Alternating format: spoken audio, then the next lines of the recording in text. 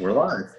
We're live. Very good. Hello, everybody. And this is our first podcast between myself and Danadasa. Danadasa in San Francisco, myself in Salford or Manchester. And what we're going to do in this podcast, we're going to start working through some of the questions that you wrote, some of you at least wrote at the end of our seminar 2 weeks ago. And our intention is to try to get through all the questions, not all in this one podcast, but we're going to do some of them in this podcast. And Danadasa very helpfully grouped them together last week. And this group is all about group dynamics. So this hour, we're going to be talking about group dynamics. Probably most of the teachings will come from Danadasa because he's a much more experienced online study leader than I am. I've done a little bit of it, but not so much as him. So don't be surprised if he does most of the teaching, most of the speaking. But as in the seminar, we're going to do this as a conversation rather than little talks. So I've got all these questions in front of me, and I'm just going to read out the first one.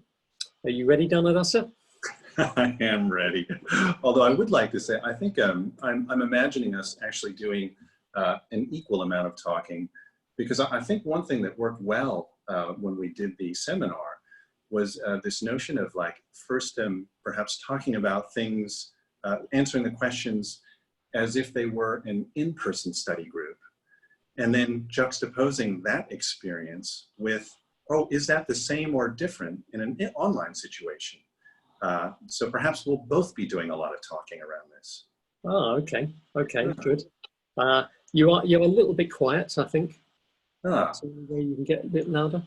I'm going to move myself a little closer. How's that? Oh, that's better. That's better. Okay. Come up close. So, first question. If there is the opportunity to choose, how many people would you have in a study group in order to promote effective discussion? So Danadasa and I are of one mind in this respect. And as I think he's going to do most of the talking a bit later on, I'm going to start just to get something in. I'm a big fan of small study groups. I like to have 7 in a study group, max. Ideally including me, 7 including me, but I'll take 7 plus me. I very seldom would go over that. But I had a very interesting experience at Adhisthana last year. We had a study convention, it was called, and every day Subhuti would give a talk on study. But there were 5 of us who were leading study every day. We were doing seminars on things that Sangharakshita had done seminars on. And we ended up with about 5 or 6 people in each group. Some groups had 5, some had 6. I had 5. And it was remarkable how good it was. It was such a good group. Everyone was involved. No one got left out. Everyone spoke. And, you know, it could have been just that they were great people and it all worked very well anyway. It might, if there were 8, it could have been good. But it seemed like it was because there were few of us, just 5, 6 of us all together. So I mentioned this to the other study group leaders at the end of the retreat, and they all said the same. It was like an eye-opener for them. So good to have study with so few people.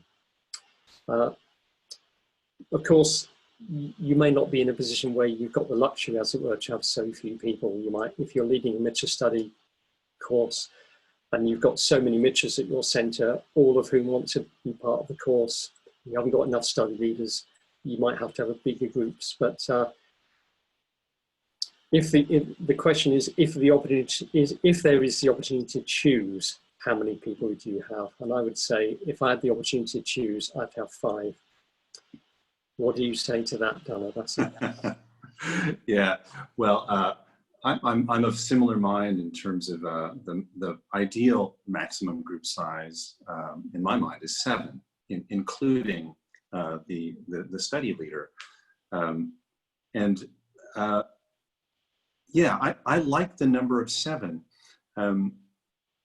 Although when the group is in person, like for example, mitra study, I've done groups of 12 or 13. And with a group that large, there will tend to be a handful of people who will not say much, and which some people are actually totally fine with that. And I find that in person, that can work well, because when I notice that people are not speaking, I'll actually touch base with them after the class and just ask them how that was for them. And if they say, oh, that's fine, that's my learning style. I like to just absorb, I like to listen and take things in, then I know that actually that'll work fine in a live situation. But then when you go online, and I try and imagine a group of 12 online, well, that opportunity to just very quickly and very easily touch base with the people who are not speaking, it requires a lot more effort, because you can't really do that after the meeting, just kind of mingling around. You would actually have to call each person individually and ask them, how was that for you? Which is just way too much work. But definitely online, I've done groups with 9, and that has definitely felt too big to me. And I've done groups with 8, and I found that to be manageable. And I've also done groups, with 7, which I find is a nice sweet spot. And then to add to what you said about 5, I've for the last 3 months, I've actually been in a group of 4 people. And this is the first time I've been in a group with 4 people, and I love it, because we can actually have a proper conversation. Yeah. You're still a little bit quiet. I wonder if it'd be worth you putting your earphones in. Let's do that. When I say a little something. Let's do that.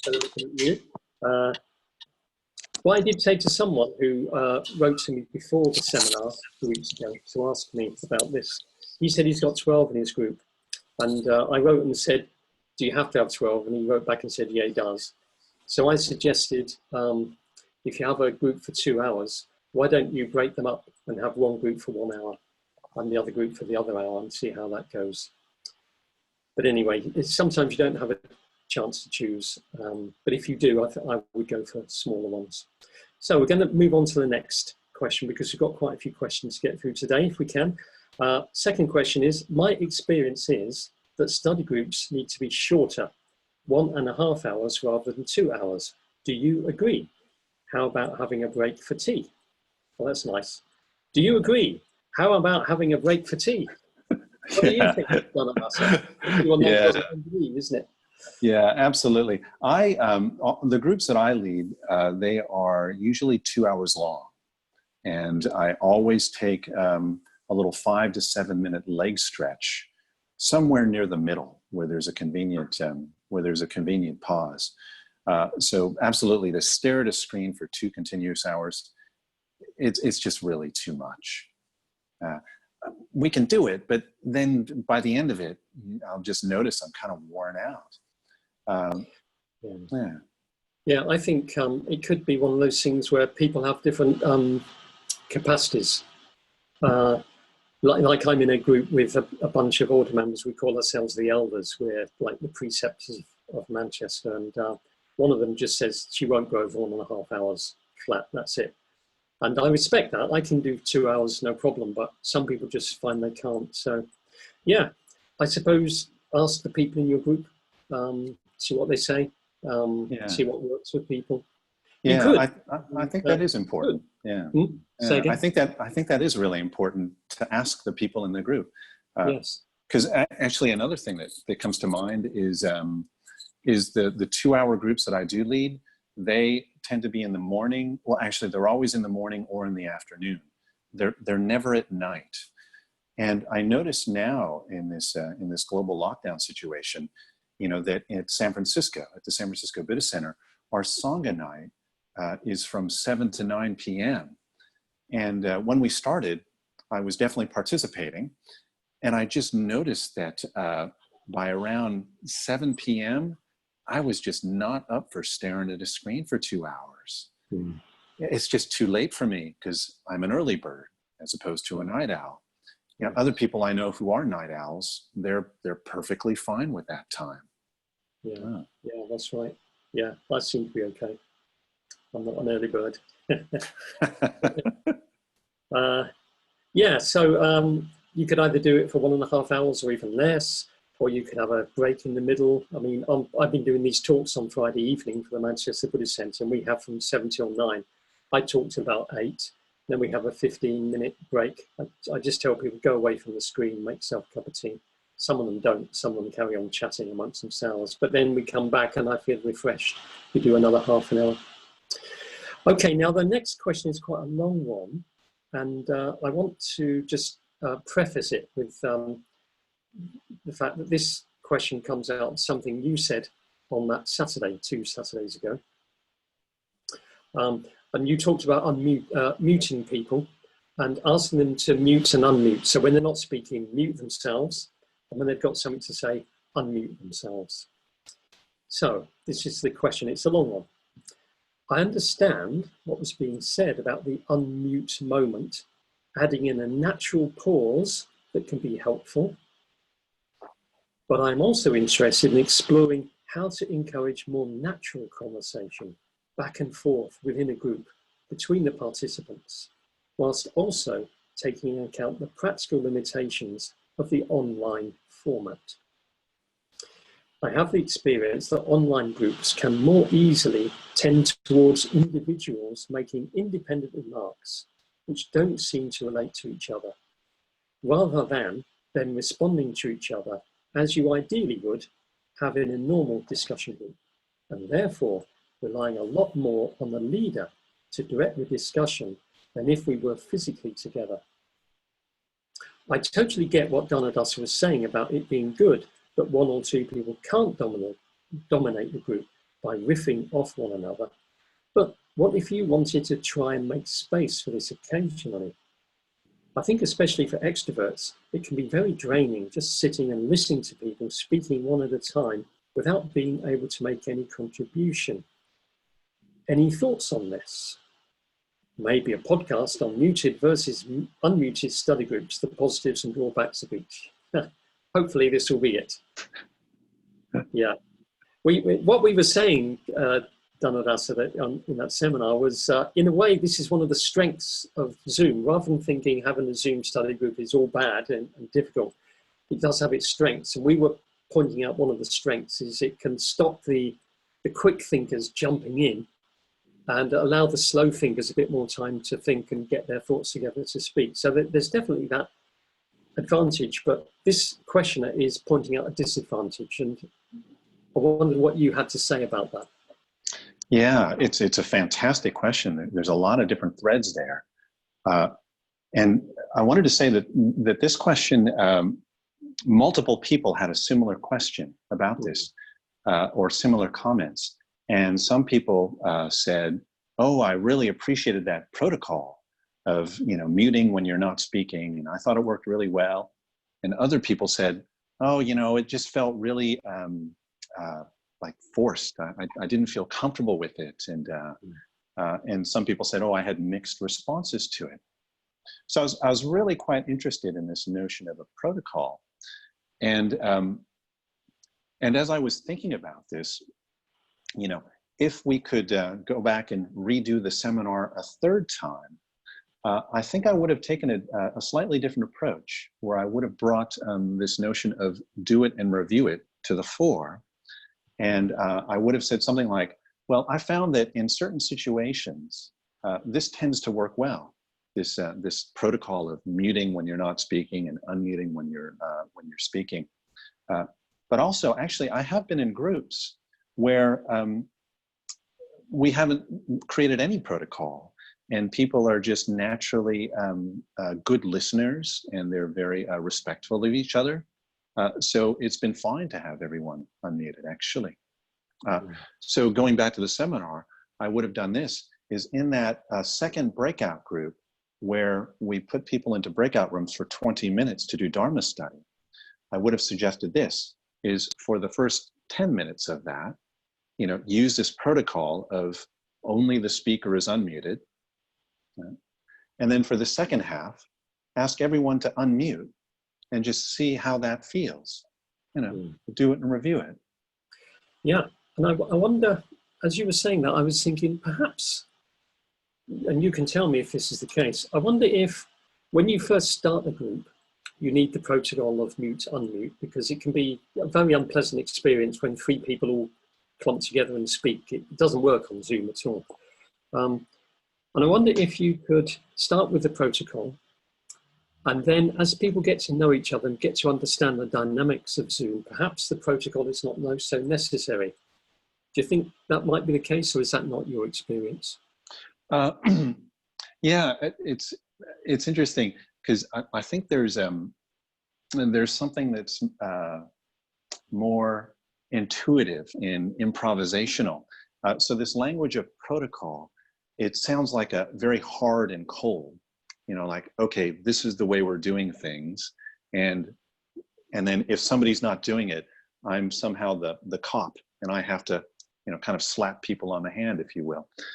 And I've actually noticed that my approach is much more gentle than that.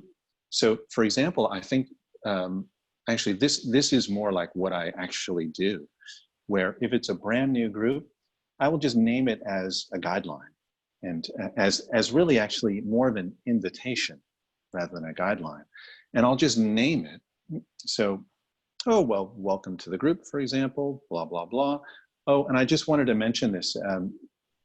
I found this to be helpful in other groups, that when you're not speaking, please mute your microphone. And then I just go on.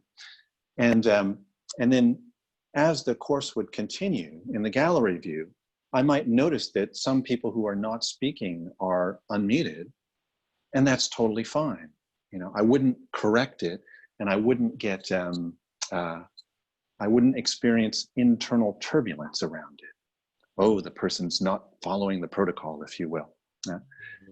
And then if some of these disadvantages arise associated with people being unmuted, then because I put that out there at the beginning, very gently and very lightly, I might then remind people of that. So of course, a very, very good example of this is if somebody is typing on their computer and they're unmuted, right? You can hear all the keyboard clicks. Yeah. And then, you know, somebody, it doesn't even necessarily need to be me, somebody goes, oh, what's that sound? Whoever's typing, can they please mute? You know? Yeah. Or of course, the whole rustling thing around, like, you know, oh, can you please mute? And in a way, it people kind of they'll point it out to each other, what's going on. And then, of course, in the occasion where there is somebody, the interrupter, for example, if that begins to arise, then I can intervene by reminding people of that protocol, and then it actually something more clear and as a protocol can come out to make sure that that sort of that person who tends to interrupt that gets that it's managed by that protocol. It's much better to follow a protocol when everyone understands why. If you just give someone, oh, okay, everyone, you're going to be muted until you speak, some people might think that's a bit, you know, heavy, isn't it? But if you do a group and it does get problematic and you realize, oh, there's a problem, everybody, it's when people aren't muted and they move or they type, it makes a, you know, it's difficult for everyone else. So then everyone sees the point of doing it, don't they? Yeah, yeah, that's right. Yeah. You mentioned do it and review it. Yeah. And so I just want to mention something that comes a bit further down our questions, but I'm going to bring it in now because you said that.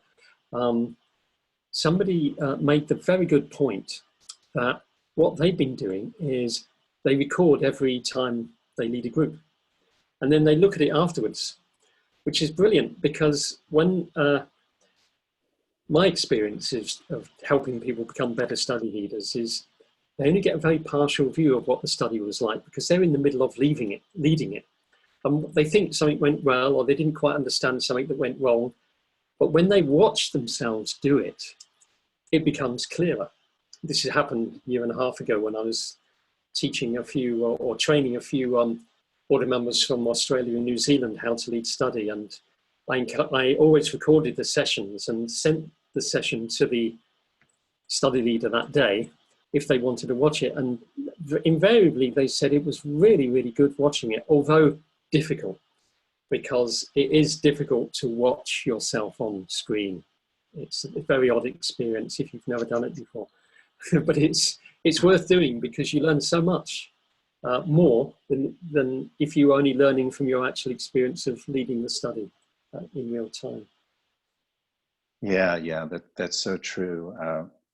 Yeah, I remember this actually within the context of giving talks at the San Francisco Buddhist Center, where at some point I started, just recording my talks. And the very first time, actually the very first handful of times that I brought my phone and hit record, I noticed that there was this added sort of layer of anxiety, almost stage fright, that arose just from knowing that I was recording myself. So I found that to be really interesting. Just this whole dynamic of feeling like we're performing. And then the judgmental mind can arise and come to the fore of like, oh, I can't believe I said that. Oh, no. And of course, when you're recording it, then there's a recorded history of that. So it can also be live. Yeah. Yeah. But I do think there is tremendous value in recording yourself and actually going through that process of like, wow, this feels really weird and I'm performing and whatnot. Because actually it, for me, in my mind, what comes to the fore is any tendencies towards insecurity, like I'm not good enough, or performing, or I want to be liked. I think when you hit record, that can activate those narratives and kind of bring that stuff to the fore. So it's actually an excellent opportunity to actually learn about ourselves and actually a process of cultivating confidence. Yeah. Although when I recorded the sessions for those order members, I immediately forgot it was recorded. Immediately. It's funny. Anyway, this was a rather long question. You said there were lots in it. And let me see, where were we? You talked about the mute and unmute business. Whoever this person was who asked the question, he or she says, I have the experience that online groups can more easily tend towards individuals making independent remarks which don't seem to relate to each other, rather than them responding to each other as you would ideally have in a normal discussion group, and therefore relying a lot more on the leader to direct the question than if we were physically together. Have you found that to be the case? Yeah, that's a really interesting comment. And I think there's something quite mysterious about encouraging a more natural conversation. Mm-hmm. Yeah, so there's actually a couple threads there. I think that online will never feel normal if your notion of normal is sitting in a room together, live. Yeah, it's just an unhelpful benchmark in a way. So I'm not sure if that's actually possible to have a normal conversation. Although the language of like a more natural back and forth conversation, yeah, it's a bit mysterious actually. I wanted to interject another thread because it's something that it's a comment that someone made from the seminar, which I thought was really, really good. It's something that I hadn't thought about actually. And this comment was, when you're in a discussion group and somebody is speaking, and this notion of, oh, you can raise your hand while the person is speaking to say, oh, I'd like to contribute to, next. And somebody wrote this comment of, oh, well, maybe we can develop these hand signals where this could mean I'd like to speak next, and perhaps you have a different hand signal, which means maybe it's this. I would like to speak next on the topic that's on the table now. you know. So I thought that was really a very interesting comment. And Yeah, I think, because what can happen is in real life, how do I put it? Non-online study groups, it often happens that 2 people want to speak or 3 people. And I always say before I let any of them speak, is what you want to say coming out of this, or is it another point? Oh, it's another point. Well, you just hold that a minute, because we haven't finished with this one yet. What about you? Yeah, that's on the same point. Okay, you say something. So there's a difference, isn't there, between sometimes people just have another point that occurs to them. And if they just bring it in there, that the first person's point hasn't been gone into enough, hasn't been answered. And suddenly we're on to another point. And that's really one of the most frustrating things about a study group, I think, that often things aren't followed through to a reasonable end point. So if there's a discussion on the table, you just keep that discussion going until the discussion ends, and then bring in another point, rather than going down here, another point comes and knocks that off, and then another point. So that would be quite good, actually. They could be like, I want to come in now on this point. I want to come in now on, I don't know, a different point, whatever. Very good idea. Yeah. It's interesting. What comes to mind as you were speaking is, I do experience online discussions moving at a slower pace. I think the technology just kind of has that effect on conversations, and also there is something that I always do in online groups, which also slows down. Well, it takes away time from an open conversation. So this thing that I always do comes back to this notion from the podcast of, when we're online, a lot of the nonverbal cues that we actually rely on quite heavily when we're in a large group, that those are largely unavailable to us, or hard to detect, or maybe much more subtle, if you will. So they're very easy to miss. So as a result, what I said at the seminar was, we therefore have to rely much more heavily on verbal cues. So as a result, when I'm leading groups online, I always create the structure of, let's first all go around and say what's alive for us.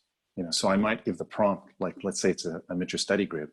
Okay, well, I'd like us all to share before we get into a discussion group about the reading, and just give some wide open prompts. What caught your attention? Do you have any questions, for clarification? Like, were you confused by anything? And did anything rub you the wrong way? And I'd like us all to share on these comments before we get into an open discussion. So then I get to hear from everyone. And then from what they say, I can assess, what's their level of engagement. I can take those verbal cues. So that takes away from the open discussion, if you will. Yeah. Something you said just in passing just now, I think it's worth underlining, which is, it's not going to be normal. An online study group is not going to be normal. So there's only so much one can do to make it as normal as possible, but it has its definite limitations, and we just have to learn to work with those limitations. I wonder if there's anything else in this question. Yeah, actually, this normal thing, yeah, because there was another comment too, which we've been pondering in San Francisco. Actually, somebody wrote a comment about what happens when people are arriving and before the gathering actually begins, and in these large gatherings, right, the person who's facilitating, or the leader, as people's names. Oh, hi, Joe. Hi, John. Hi, Betty. Hi, Keith. Hi. And the comment was, oh, I just found that really uncomfortable. I didn't care for that, and da-da-da-dee. Some people really like that. And in San Francisco, we said, oh, yeah, I know. Maybe we should just put everyone into a waiting room. And then if the event starts at 7, at 7:05, we just open the waiting room. Then everybody comes in together. And then we don't have this kind of cacophonous, hi. And you know, if you do it the way we do it, with everybody coming in and saying hi, that'll make some people uncomfortable. If you have a waiting room, that'll make some people uncomfortable. So no matter what, you're going to have rough edges for someone. So I think there's a certain level of just accepting the fact that it's just never going to be the same as if you were in person. Yeah, yeah, yeah. Is there anything else in this one? Oh yeah, one of the things you said 2 Saturdays ago was that in the study group, you might get 2 or 3 quick thinkers talking to each other very quickly and very enthusiastically, inspiredly, but everyone else is left out. And you said that just doesn't happen on Zoom. And I think the feeling was that you thought that was a good thing, but this person disagrees. I totally get what Danadasa was saying about it being good that 1 or 2 people can't dominate the group by riffing off one another. But what if you wanted to try to make space for this occasionally, and then he or she talks about extroverts who find that difficult to have to sit back all the time as if they were introverts? What do you say to that? Yeah, I find that to be such a helpful comment. You know, so it's what immediately arises in my mind is like, oh, wait a second, everybody doesn't think just like me. So I just love hearing other perspectives. So I think that just to be much more experimental about this. So, you know, I think every single situation, every single group is going to be unique because the people are unique, and that group will have unique needs. So the thought has never arisen in my mind to actually ask the introverts offline, hey, how do you feel about this whole thing of meeting? And do you feel, no, I've never actually dialogued with those people. But so if I just imaginatively think to myself, oh, well, what if I did reach out to those people who I know are extroverts? And let's say that they did express what this comment says about feeling drained by sitting and listening to others. So, oh, well, that's really interesting. And then I would want to respond to that need for those extroverts. So the thought that arises in my mind quite spontaneously is, well, how about we do breakout groups where we very consciously, you know, because when you do breakout groups, you can select, you can either do it automatically and it just, Zoom will stick people in breakout groups randomly, but you can also do it manually. So you could have the quick thinking extroverted breakout room and the slow thinking introverted breakout room, and then one in the middle for people who don't really care. Yeah, yeah. And then do it and review it. Yeah. That's a really good idea, wouldn't it? Yeah, very good. Okay, I'm going to move on to number 4, question number 4. It was helpful for me to notice how awkward I find the silences. I think this probably refers to when we wrote people into groups on that day. It was helpful for me to notice how awkward I find the silences, and to note that that's probably how it is for the women in my study group who keep jumping in while others remain silent. It gave me permission to explore different ways of doing things in my group.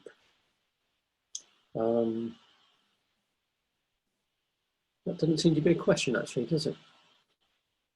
Yeah, well, I think the comment about awkwardness in the silence, I did say something about this at the seminar 2 weeks ago, and I actually would like to say a few more words about this. So at the seminar, I mentioned this notion of, you know, when we're looking at a screen, this notion of like dead air time can come to mind. You know, so of course in radio, you know, dead air time is like a big no-no. You know, same in when you're watching television as well. If there's just nothing happening. And what I said at the seminar was that since we're looking at a screen, we can actually bring unconsciously that notion of silence is bad. So it can potentially make us feel more uncomfortable than it would in a live situation. Although I think when we're in an in-person group, I do know study leaders who also find silence to be quite painful in a live situation. So actually, let me go back to a in-person group first. Maybe that's a good place to start. I think when you're meeting with people live, there are times where there's tremendous value in allowing silences to ripen and not jump in. So for example, here's a good example. Let's say we're in a mitra study group and we all check in about what's alive for us. And then I might name some alive threads and then open it up to a live conversation. Right. Okay, so would anybody like to kick this conversation off? And then this is a point where I know I need to do this. Sit back. 1, 1,000, 2, 1,000, 3, 1,000. 3 or 4 seconds can feel like an eternity. Yeah? And I can notice when I'm sometimes with other co-facilitators who are less comfortable with that, I'll notice maybe a second or two go by, and then that study leader will kind of jump in. That can, it doesn't allow people to actually, it takes space away from the open conversation. So there is a skill in knowing when to allow silence to ripen. So now moving into an online context, I think this is even more important to allow silence to ripen. And what I like to do is I like to actually, as the leader, I will actually interject periods of silence into the conversation. So frequently when we do this go around and check in about, what's alive for you? What did you find? Do you have any questions of clarification? Did anything rub you the wrong way? Oftentimes several people will say something that's really poignant, quite poignant and quite weighty. Sometimes when you hear people speak, it just kind of, So I remember there's times when that will happen. And then rather than going straight into a conversation, I'll just say this. I'll say, well, wow, thank you for sharing. I'm really quite moved by some of the things that people said. It just sounds really alive. So I'd like to invite us all, actually, can we just take a pause, just for a moment, a few moments, just to sit in silence and just absorb what we just heard before we enter into a conversation. Is that okay with everyone? And of course, everybody says yes, because I'm not actually, this is what we're doing, but I'm asking it in a question form. Everybody nods their heads. I says, okay, well, why don't we just sit silently for a few minutes and I'll just ring a bell at the end of that.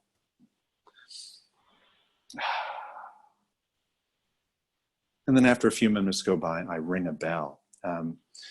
So I find that there's tremendous value in that, just to, there is time to just absorb, but also there is this process of just acclimating to sitting together in silence. Wow. That's really interesting. This may be off the point, I hope it isn't, but I read a couple of days ago an article by a man called Giles Fraser, who's a broadcaster, a journalist, but he's also a Christian minister. And his article was about how Zoom steals your soul. When you're in a Zoom meeting, you're not fully present, you're not fully there as a human being, and he put it in terms of your soul isn't there. You're just there as a figure kind of thing. Well, I don't know if he's correct or not, but I think he's got onto something, because it's almost like a spiritual dimension is harder to pick up on the other person. And perhaps if we just keep on talking, it's even harder to pick up. But if we have silence, and I really like that term used, ripen, let the silence ripen. It's almost like a live thing. Perhaps if we allowed more silence into an online study group, it would be more personable, that the persons would be more present than simply a figure on the screen. I don't know. Yeah, no, I definitely think so, that it's just really fascinating to explore silence. So another example that comes to mind is when we're on meditation retreats, or when I'm on a meditation retreat, and there will be extended periods of silence. And I remember actually it was a retreat led by Paramananda. And he gave this instruction. He says, yes, we're in silence, but it doesn't mean we're alone. We don't have to isolate, like don't look at people. We're actually in silence together. And he even suggested this. He says, you might even explore this. Go for a walk with someone in silence and just be together. And I was quite struck by that instruction. And I went and did that. And there was something that was very delightful about it. So I think I'm mapping that experience into the online experience where there's not just teaching that's happening. Here's the Dharma, what do you think? Let's clarify that, let's reflect. There is also this experience of just being together. And if we're sitting in silence, we kind of strip away all of that stuff. And that's all we're doing. We're just being together in silence. Yeah, and I've been on quite a few Zoom calls, which are meditation classes or just meditations. I've been joining the order for meditation on Sunday mornings with the Bodhicitta practice, and I just did a practice with Mahashraddha, visualization of the Buddha, and I'm looking at a screen full of faces, and everyone's just got their eyes closed together, and it does feel like we are together. So that could be part of the mitra or a group discussion too. Let's move on. Here's another one. This next one, number 5, connects a bit to the one previous or the one previous. How do you encourage more of a direct conversation between the participants? I find that in this medium, people tend to all speak to the facilitator, the study group leader, I suppose. Have you found a way of enabling it other than small breakout rooms? In other words, do people speak to each other? Can you just sit back and let them all have a conversation, or 2 of them have a conversation, and do they do that? Or does it all come through you? Yeah. Well, I'd like to first name something that I've observed in some other study leaders, where when somebody is talking, one of the participants is talking, they'll be saying, oh, da-da-da-da-dee, dee-da-da-da-dee, and the study leader will be going, mm-hmm, mm-hmm, mm-hmm, mm-hmm. And then as soon as a person stops talking, then the study leader will comment on what they said. And this behavior of like, what it communicates to the rest of the group is that, the study leader is having a one-on-one conversation with that person, or perhaps the study leader is staying in the center of the group, or even this image of like the spotlight. The study leader is staying in the spotlight. So I think as a study leader, we have to very consciously communicate that we're creating space for an open dialogue between the participants. And to be doing this, is taking away space. Right? So it's very good to be aware of how our behavior impacts the group. And then also... Before you go on, that's a really good point. It's one I've never heard before. And I think it applies to in the class study group as well, because I tend to do that a bit. I go, in an encouraging way. If I like it, oh yeah. But what it means is I'm going to be the next one to speak. It's almost like grabbing hold of if you had a speaking stick, it's sort of like grabbing the stick. It's just like, I'm the next. Yeah, it is quite interesting. And I think people who do that, perhaps it's more unconscious or subconscious, or they haven't quite dialed into the impact or tuned into the impact that can have on a study group. And it is quite subtle. I'm trying very hard not to go, at the moment. Yeah. So then I think the other thing too, in terms of broadcasting, that I'm not going to answer this question. So again, I'll just go right back to, a live study situation. And I think the same is true online, where will turn to me. Actually, it's much better when you're in a live group, because somebody will actually turn towards you and look right at you and ask you a question.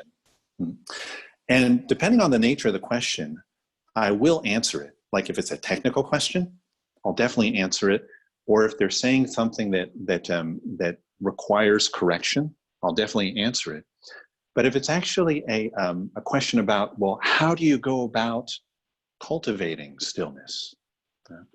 If it's a nuts and bolts question like that, then I'll respond by saying this: oh, well, that's a really interesting question. I wonder if anybody else in the group would like to respond to that. And then I let the silence ripen. Yeah. So that's how you get people to talk to each other. Great. That's really good. Good. You know, I didn't look at my watch to see what time I actually started recording. Did you? Yeah, we've been going for 45 minutes now. Oh, lovely. We're doing well then. We're doing very well. So I'm going to move on to the next one then. Number 6, another area to explore might be the way in which online meetings give us, as study leaders, the opportunity to easily record, this is the point I made earlier, and review our own style of teaching and participation habits and style. I believe this is a common teacher training tool, and it's very easy to do within Zoom. I've really benefited from such self-assessments recently. Well, we've had that point before, so we'll move on to number 7. Ways of dealing with people who dominate a group. Those who talk too much, ramble, etc.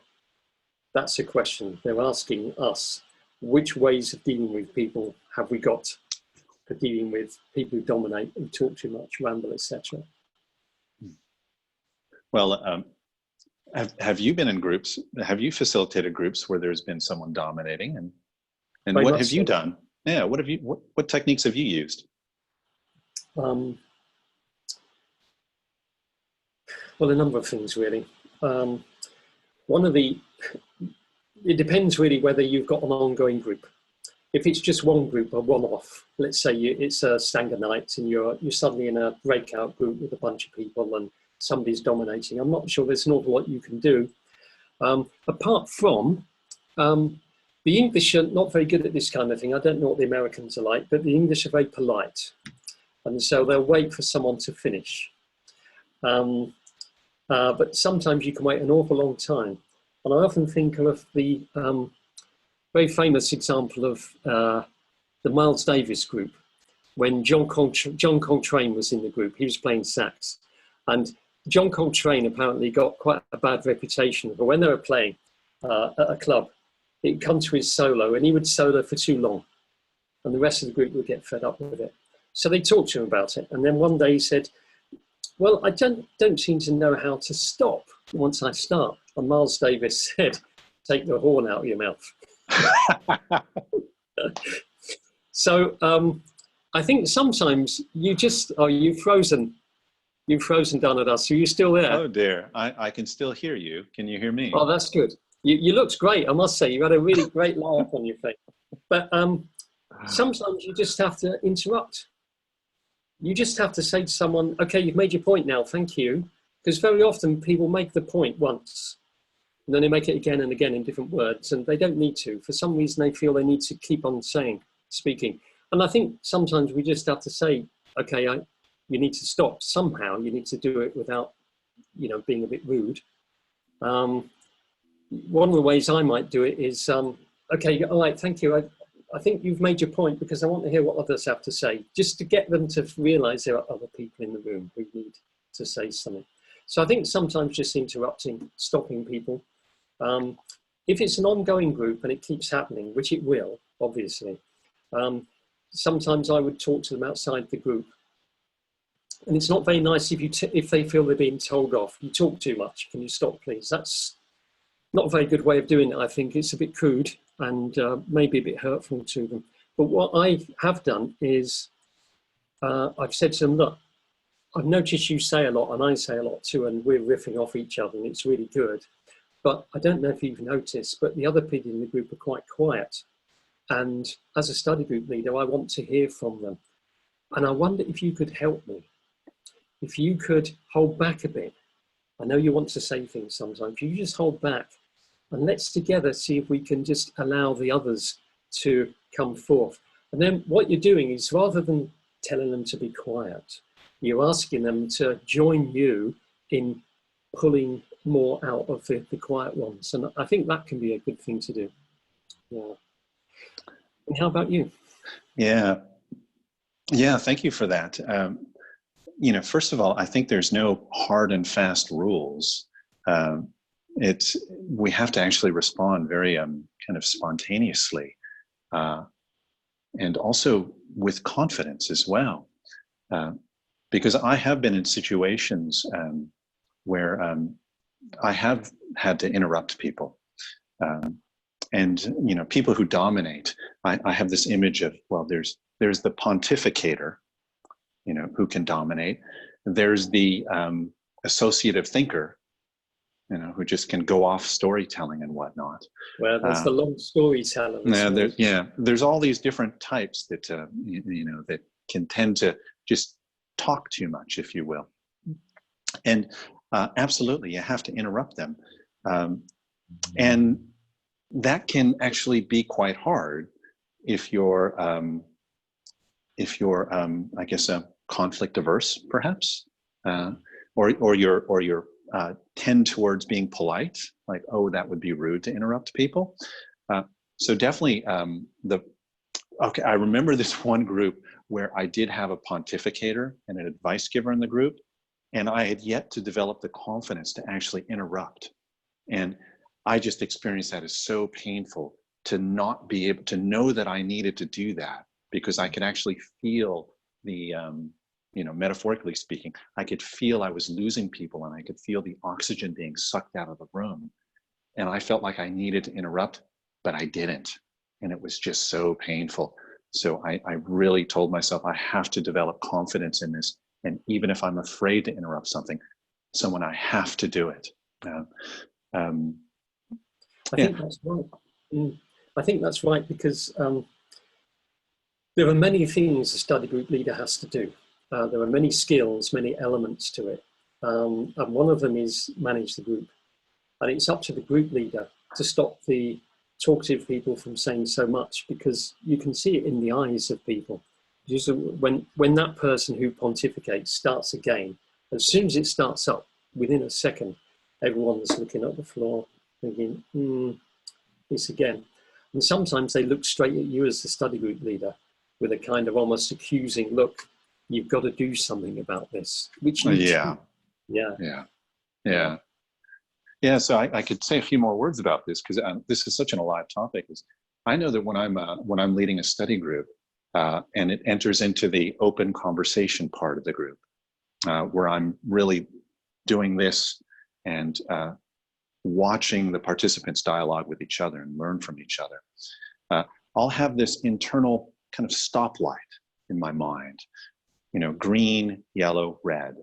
So when it's green, that means the conversation is just flowing, it's on topic, it's dharmic, people are really inspired.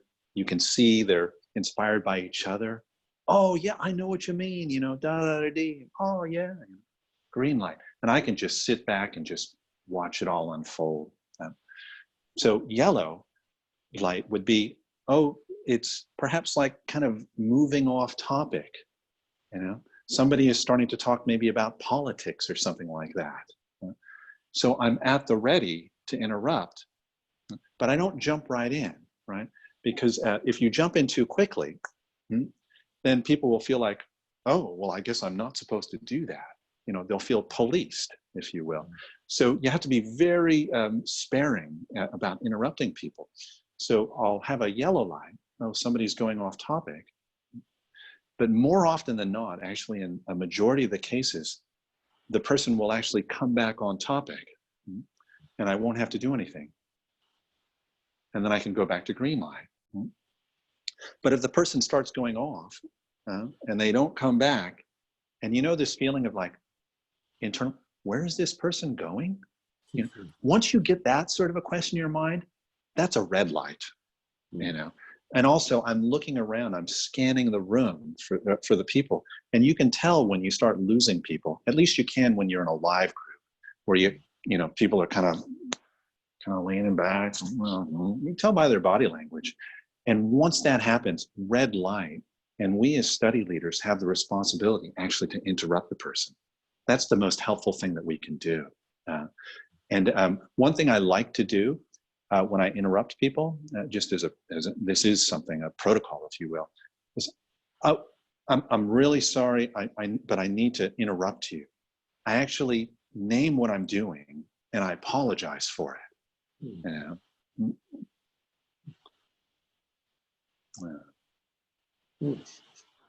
Is that you finished there? Sure, I could say more, but no, you stopped talking. That's all, and I wondered if there was a pause for a second, and I wondered what to do with it. Yeah, I was allowing the silence to ripen. Okay, I'm going to move on to number 8, and I think we're getting towards the end of our hour, are we? Yeah, we've got about 7 more minutes. That's good, because I think we'll just do one more question, and it's on time management. How do you encourage collective responsibility for this time management? And how do you skillfully move people on who go off on a tangent at great length? Of course, I will never do this, heaven forbid. That's a question of saying that.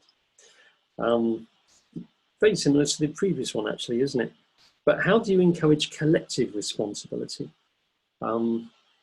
That seems to be the most important part of that.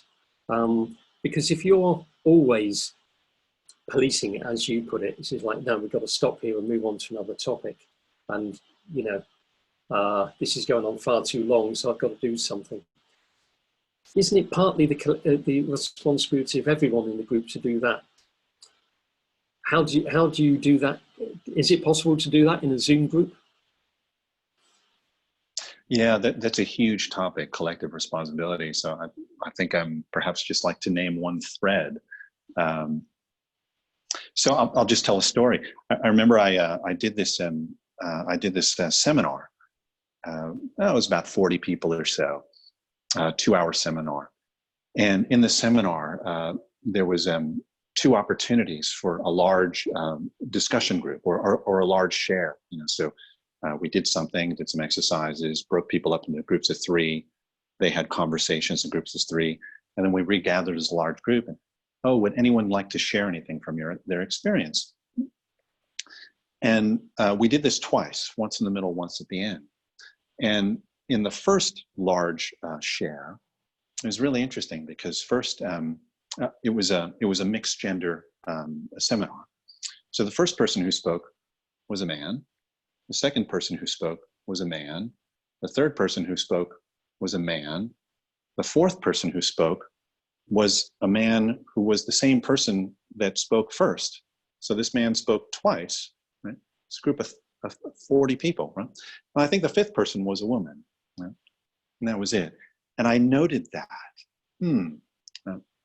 So then later in the seminar, when we did the second breakout group, this is what I said. I said, okay, well, now we're actually going to share our experience in the large group. But before we do that, I'd like to introduce one more tool around being together and studying together.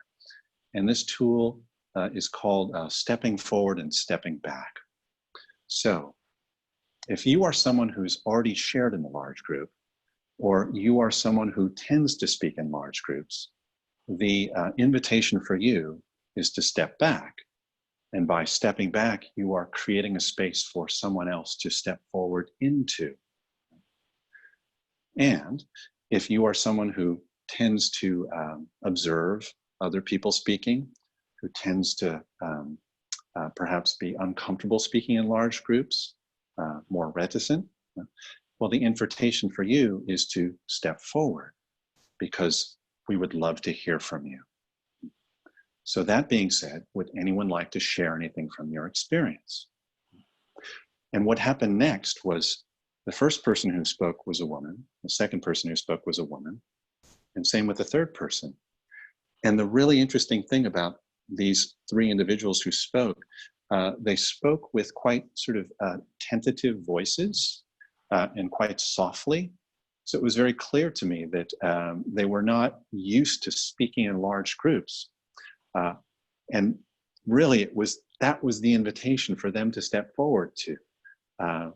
So there was definitely collective responsibility there about inviting people to attune to how their behavior impacts the group around taking up too much space, and also those who are not stepping forward to actually participate. That's a really interesting idea of having stepping forward and stepping back. I really like that. But before we finish, I just want to say a little bit about, as we've been talking about this question, I've been thinking, oh, that's interesting. How can we encourage collective responsibility for time management? And I've never tried to get collective responsibility for a group. I've always taken responsibility, and I'm looking at the watch and thinking, we've got to stop this bit soon because I want to go into that bit before we end. And it's what I sometimes call the syndrome of the lonely teacher, where everyone's having a great time talking about the Dharma, and you're thinking, oh, but we've got to get to the next bit. So you've now stepped out of the warm discussion. But why not just say to everyone in the group, you know, I'm going to have a look at the time and make sure we get through these 3 points in the hour we've got. I'd like you to do that as well, if you would. You know, can we all be aware that we've got these 3 points we all want to get through, and we've got an hour to do it? So then it's less me telling people we've got to stop now, and it's more like everyone realizes, well, if we are going to get onto that next point, we need to stop this one now. I've never done that. Yeah, I'm noticing as you describe that scenario, my intuitive response is, I wouldn't want you to do that. And I wouldn't want to do that. So I think around collective responsibility, there are things that are appropriate to explore with the group around collective responsibility.